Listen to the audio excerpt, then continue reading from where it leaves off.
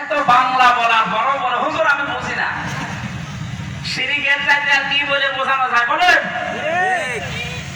আপনি বানানো জমিন আল্লাহ, আপনার বাবা বানিয়েছে জমিন, একটা চাউল বানাতে পারে? তাম দুনিয়ার সব বিজ্ঞানী মিলে একটা ডিম বানাতে পারবে? বানিয়েছে যিনি, সিদ্ধান্ত দেওয়ার মালিকও তিনি। আলাহুল খালকু ওয়াল আমরু। আয়াতের পুরা বিরুদ্ধে চলে আসে দেশে বহু মানুষ। সুতরাং আজকে থেকে সাফ কথা বলছি, যারা আল্লাহর আইনের বাইরে আছেন, মানুষের তৈরি করা আইন এই জমিনে কায়েম করার জন্য চেষ্টা করেন, দল করেন, যাই করেন, আপনি কিন্তু শিরক করছেন। আপনি যদি আমার বাবাও হন, আপনার মতো বাবার জানাজা পড়া, কবরে দেওয়া জায়েজ নেই, কারণ মুশরিকের জন্য দোয়া করা নবীকে আল্লাহ নিষেধ করেছে। আল্লাহ কানু ওলি করবা, যদিও এটা আপনার নিজের নিকট আত্মীয় হয়, তারপর আপনি করবেন না। নবীর দোয়া যদি আল্লাহ ফেরত দেয়, হামজা খবর আছে? বলেন বলেন।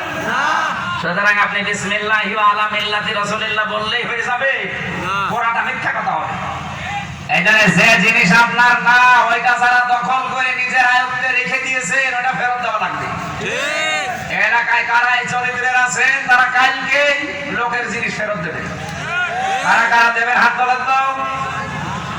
একজন কাঁটা মারি খাইছো, বোঝে নাই।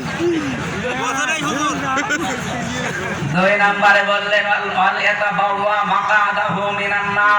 এটা আরো কঠিন, সে যেন নিজের জায়গা জাহান্নামে একটা স্থান তৈরি করে নিল। বলেন নাউজুবিল্লাহ।